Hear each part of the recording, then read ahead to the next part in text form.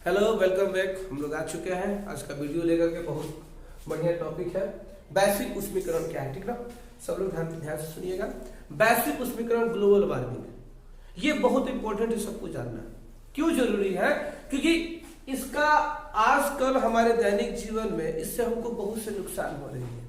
अब कहेंगे कि इससे नुकसान क्या है, लोगों को प्रॉब्लम कैसे हो रही है, तो इसके बारे में हम अच्छी तरह समझाएंगे। ठीक ना, सुनते रहिए। ठीक ना, सबसे पहली बात तो यह है कि वायु हमारे लिए बहुत उपयोगी है। वायु से हम लोग जिंदा रहते हैं। सभी सजीव ऑलमोस्ट जितने भी, चाहे पादप जगत हो या फिर जंतु जगत हो, ये सब अपना क्या करते हैं, श्वसन की प्रक्रिया इसी वायु को लेकर करते हैं। अच्छा, इसी वायु का उपयोग हम लोग क्या करते हैं, जो है वायु का उपयोग करके हम लोग किसी भी ईंधन को जला पाते हैं। चूंकि वायु नहीं रहेगा तो ईंधन भी नहीं जल पाएगा। ठीक ना, ये बात तो आप जानते ही होंगे, है ना जी। वायु के बहुत सारा गुण है। वायु नहीं रहेगा तो खेती बाड़ी नहीं हो पाएगा, मतलब पौधे उग नहीं पाएंगे।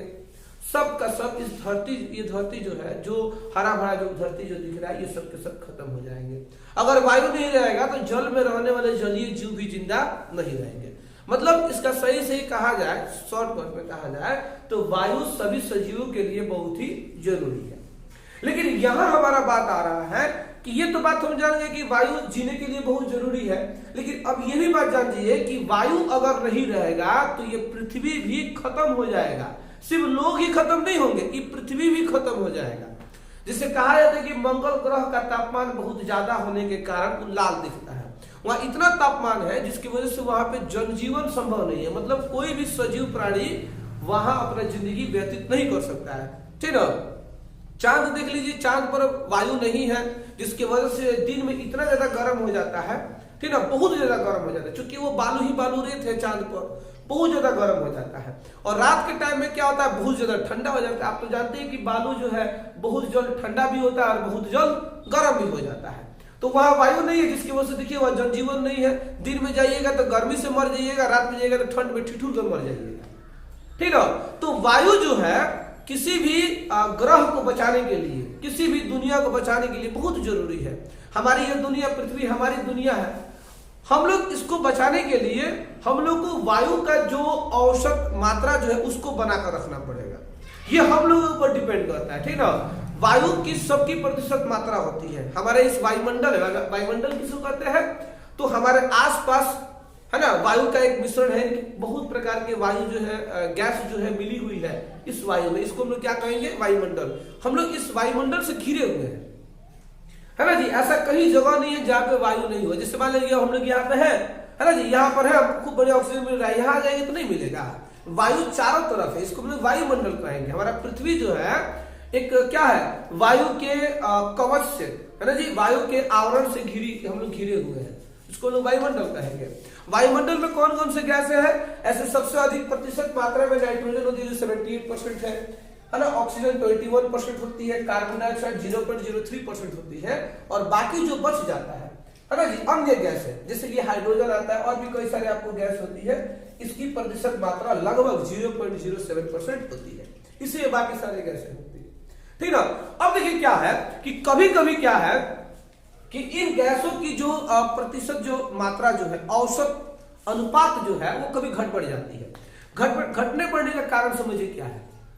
ठीक ना, इसको हम बताते हैं। जैसे मान लीजिए कि हम लोग ईंधन कभी कभी ज्यादा जलाते हैं। जैसे मान लेते हैं, कहा जाता है कि ईंधन जलाने की जो गति जो है इसको कम करना चाहिए, है ना जी। ईंधन जलाना कम क्यों चाहिए? अब ऐसा नहीं है कि हमको कोई खाना पकाना है तो लकड़ी से जला करके ही बनाएंगे, ये तो कोई जरूरी नहीं है। खाना पकाना है, हमारा पॉइंट ऑफ व्यू है खाना पकाना, तो कोई जरूरी नहीं कि हम लकड़ी जलाएंगे, क्योंकि लकड़ी जलाने से खाना तो बन जाएगा, लेकिन हमको नुकसान क्या होगा, हमारा वायुमंडल प्रदूषित हो जाएगा। प्रदूषित होगा ना जी। अच्छा, प्रदूषित कैसे होगा? क्योंकि ईंधन को जलाएंगे, किसी भी ईंधन को जलाएंगे तो हानिकारक गैसें निकलेगी, जैसे कि सल्फर डाइऑक्साइड गैस निकलेगा, नाइट्रोजन डाइऑक्साइड, कई प्रकार के जहरीले गैस निकलेगा, क्लोरीन गैस निकलेगा। थर्मोकोल वगैरह को जलाएंगे, थर्मोकोल जानते हैं ना, जो उजला उजला आता है फोम की तरह, उसको जलाएंगे तो क्या निकलेगा, आपको क्लोरीन गैस निकलेगा, जो कि ओजोन लेयर के लिए सबसे खतरनाक है वो। ठीक ना, ओजोन लेयर को नुकसान करेगा। अब ओजोन लेयर जब नुकसान हो जाएगा तो अल्ट्रावायलेट किरणें जो होती है, हानिकारक उसको किरण कहा जाता है, जो सूरज की किरणों में होती है, वो पृथ्वी पर आएगी। उससे क्या होगा, सारा ये पृथ्वी जो है, इतने जो हरा भरा दिख रहा है, सारा जल के खत्म हो जाएगा, पूरा जनजीवन ही खत्म हो जाएगा। ठीक है, तो वायु जो है बहुत मायने रखता है। इस पृथ्वी पर वायु के चलते ही हम सब लोग चल रहे हैं। ठीक है, अब लोग लकड़ी ईंधन ज्यादा जलाएंगे तो क्या होगा, वो हानिकारक गैस से निकलेगी, हानिकारक गैस निकलेगा तो प्रदूषण बढ़ेगा। जैसे मान लीजिए कि कार्बन डाइऑक्साइड गैस निकलता है उससे, अब कार्बन डाइऑक्साइड की मात्रा क्या हो जाएगी, बढ़ जाएगी, और ऑक्सीजन की मात्रा घट जाएगी। प्रदूषण किसको कहते हैं, जिसमें कार्बन डाइऑक्साइड की मात्रा बढ़ जाए और ऑक्सीजन की मात्रा घट जाए। चूंकि हम ईंधन को जलाएंगे तो सबसे ज्यादा कार्बन डाइऑक्साइड गैस निकलेगा, कार्बन मोनोऑक्साइड गैस निकलेगा। अब ये जब बढ़ेगा तो ऑक्सीजन की मात्रा घट जाएगा, चूंकि अभिक्रिया करके तुरंत क्या कर लेगा, ऑक्सीजन का लेवल घटेगा और कार्बन डाइऑक्साइड की मात्रा बढ़ेगी, जो कि हमारे पृथ्वी के लिए बहुत ही खतरनाक है। कैसे है समझिए जरा, इस चीज को समझाते हैं। जैसे मान लीजिए कि ये हमारा पृथ्वी है, इस पृथ्वी पर हम लोग जीते हैं, ठीक ना। इस पृथ्वी पर हरे जंगल है ना जी, जल का हिस्सा भी है, जैसे समुद्र वगैरह, नदी वगैरह, ये सब है, ठीक ना। इस पर हम जीते हैं। अब क्या है कि पृथ्वी जो है चारों तरफ से क्या है, वायु से घिरी हुई होती है, ठीक है, वायु से घिरी हुई है, जिसको हम लोग क्या कहते हैं, जिसको हम लोग वायुमंडल कहते हैं, एटमॉस्फेयर कहते हैं, ठीक ना। अब क्या होता है कि जब हम लोग ईंधन को जलाएंगे तो कार्बन डाइऑक्साइड गैस निकलेगा, वायुमंडल में जाएगा तो ऑक्सीजन का लेवल घट जाएगा, कार्बन डाइऑक्साइड का लेवल बढ़ेगा। और कार्बन डाइऑक्साइड गैस जो होता है वो गर्म गैस होता है, कार्बन डाइऑक्साइड गैस गर्म गैस होता है और ऑक्सीजन गैस ठंडा गैस होता है। अब क्या है कि अगर हमारे वायुमंडल से ऑक्सीजन का लेवल घट यदि जाए और कार्बन डाइऑक्साइड का लेवल यदि बढ़ जाए तो क्या होगा, गर्मी की मात्रा बढ़ जाएगी ना। और जब बढ़ेगी तो हम लोग का जीना दुश्वार होगा कि नहीं होगा।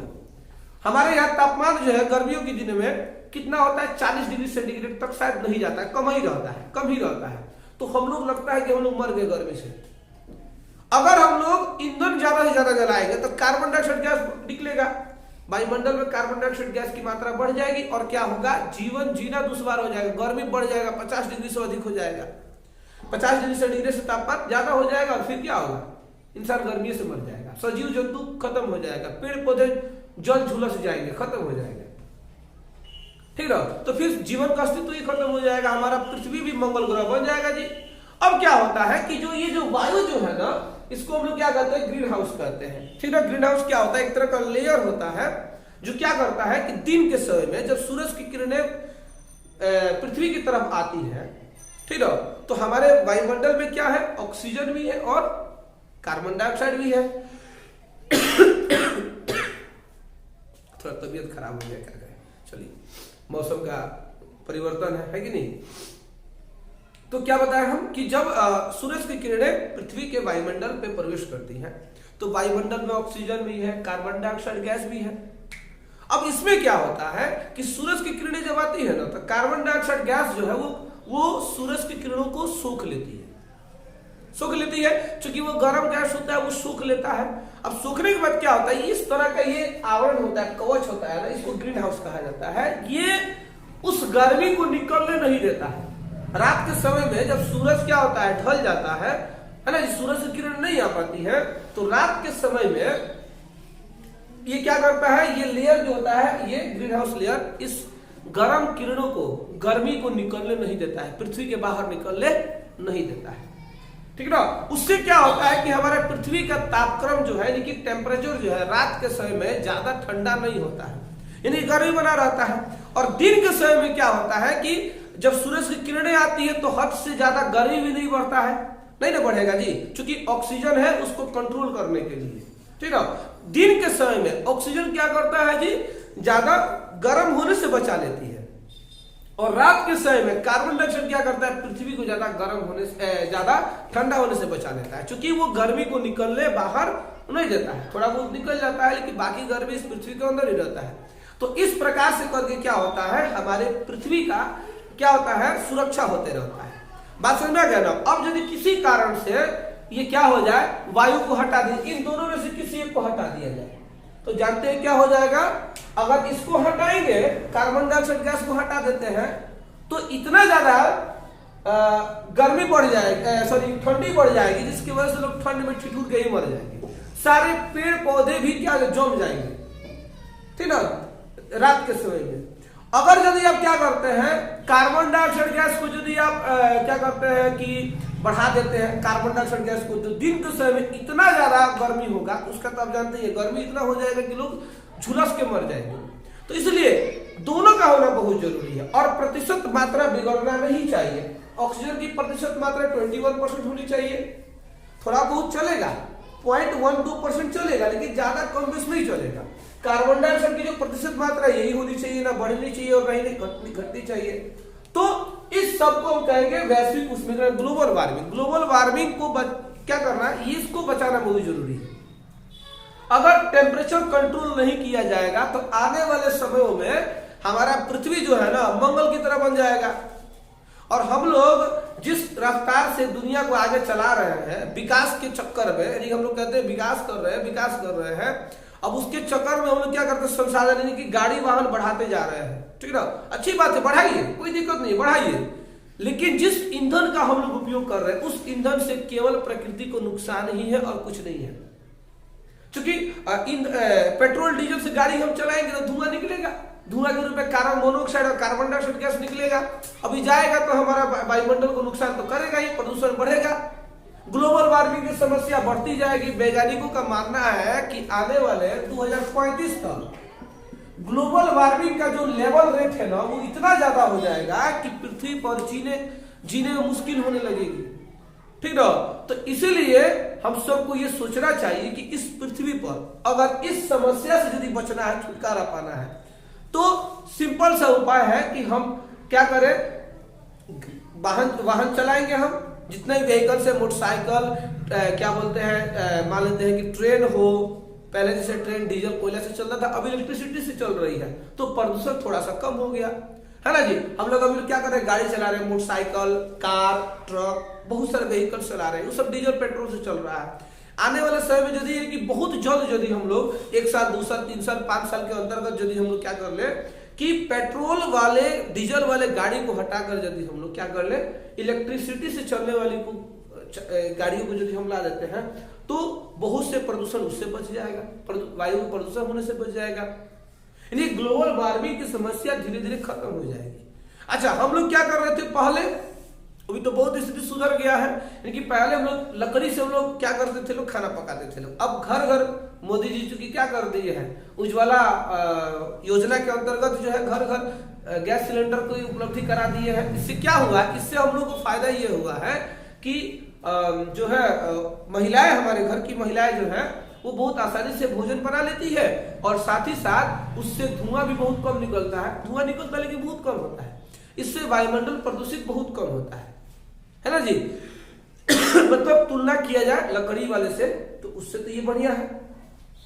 और यदि और मान लेते हैं कि अभी धीरे धीरे क्या आ रहा है, अभी हम लोग का दुनिया बदल रही है, हम लोग विकास कर रहे हैं, और हम लोग क्या अभी गैस चूल्हा से हम लोग शिफ्ट हो रहे हैं किस हीटर पर, इलेक्ट्रिसिटी से ही भोजन। आने वाले समय में पूरा का पूरा दुनिया इलेक्ट्रिसिटी पर मतलब बेस्ड होने वाली है ना, पूरा का पूरा इलेक्ट्रिसिटी पर दुनिया चलने वाली है, और ये जरूरी भी है, ये जरूरी है। ईंधन के बिना सॉरी जितना भी हम लोग संसाधन जो चला रहे हैं ईंधन के बिना चलेगा नहीं, और ईंधन यदि पेट्रोल डीजल कोयला को ही रख दिया जाए तब तो उससे हम लोग जो पृथ्वी जो जानी चाहिए थोड़ा ज्यादा दिन वो पहले ही खत्म हो जाएगा, जनजीवन ही खत्म हो जाएगा। तो इसको बचाना बहुत जरूरी है, ठीक ना।